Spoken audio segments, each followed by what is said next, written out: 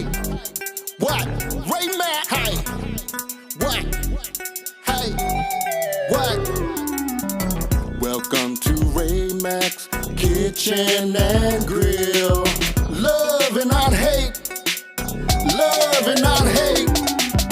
Welcome to Raymax Kitchen and Grill. Love and not hate. What? Love and not hate. Come on. Welcome to Raymax Kitchen and Grill. Here's the ingredients for the beef and mac and cheese. We got 1 pound of cooked hamburger, and then we have some of this here barbecue sauce. You can use your favorite. Then we have Rotel tomato and chili in a can. Then we got diced onions, some diced jalapenos. Along with that, we got some ketchup, and we have some brown sugar.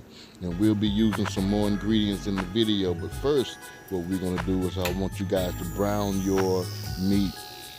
All right, so once you got your meat brown, go ahead and add in some of this here ketchup, and I'm gonna try to leave some ingredients for you in the show more section below. Definitely you could try this recipe and I guarantee you'll love it. Now we're gonna go ahead and add in that can of Rotel tomato. Here I think I used a half a can if I'm not mistaken. All right, so then I put in my diced onion, and I also put in my diced chili. My diced jalapenos. All right, then I got in some, I'm putting in some of the brown sugar, and I did use a half a can of the Rotel tomatoes. All right, so I'm adding in the barbecue sauce also. Okay, and I hope you guys are having a great day. And toss in some of that juice of the jalapeno to give it a little bit more flavor.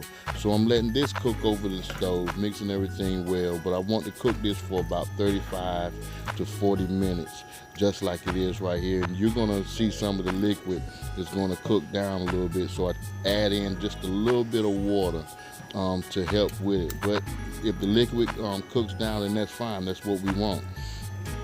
All right, so we're gonna let this cook for about 35-40 minutes on top of the stove on medium-high heat. All right, and telling you something, if you want to use this for like chili, man, for hot dogs, and this will be good also. This is a good chili recipe. All right, good hot dog chili recipe. Put this on hot dogs, put this on hamburgers, put it on whatever you like. Now, since the 35-40 minutes is up, what we're gonna do is I want you guys to turn down that stove to about a medium low. Put it in between 4 to 6, which means it'll be on the 5th dial. All right, and then I want you to simmer this again. Now simmer your stuff again for at least around about 30 minutes. Yes, add in some more water, okay, just a little bit more, because we want to get this right. This is our hot dog chili right here. I put this on some of my smoked sausage dog, and it was out of this world good, I'm telling you. So what I'm gonna do next is I'm gonna take me some of this smoked sausage, all right, and I put it in the freezer so I can dice it up thin, and that's how it's how I'm able to cut it up thin, because I put it in the freezer. It was frozen just a little bit.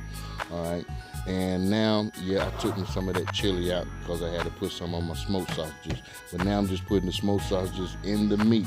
All right, adding in a little bit more water, because I want to cook this over the stove for at least around about, I guess, 10 to 15 minutes.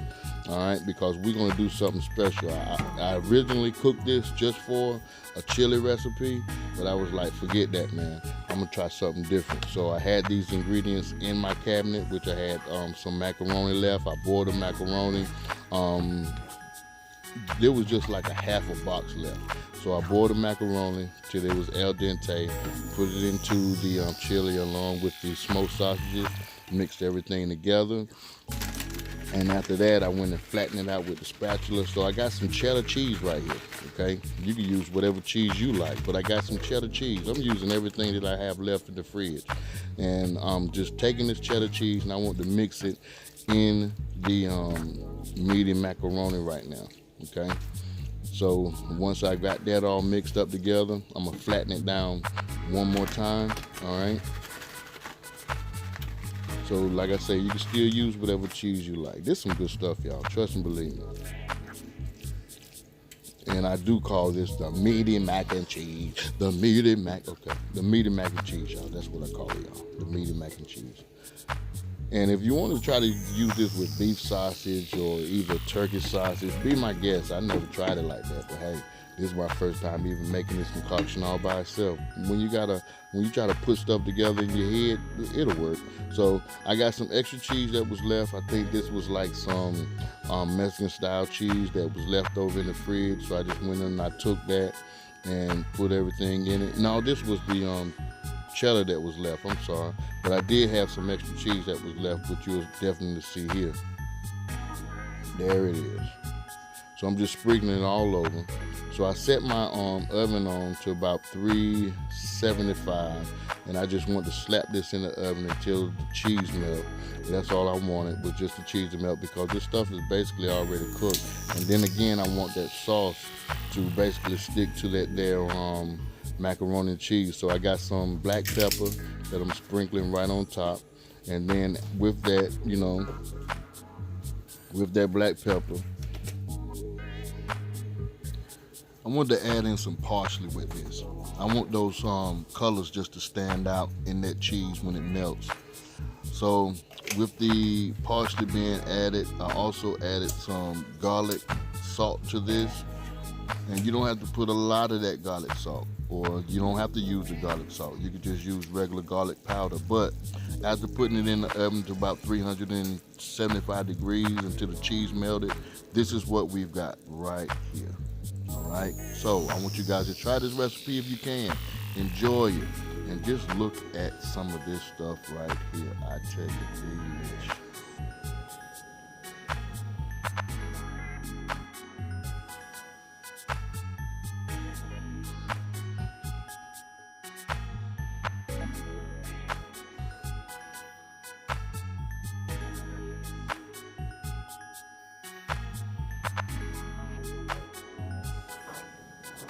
As you can see, these are the mac and cheese that I made out of that chili sauce for the dogs. And you could do a variety of stuff with this, man. And it's good.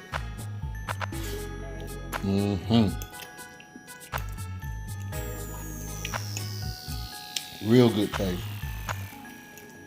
You can try making these with some beans. Just don't put the macaroni in. Just put you some beans on there. You could use them put them on the grill, put in the oven, however you want.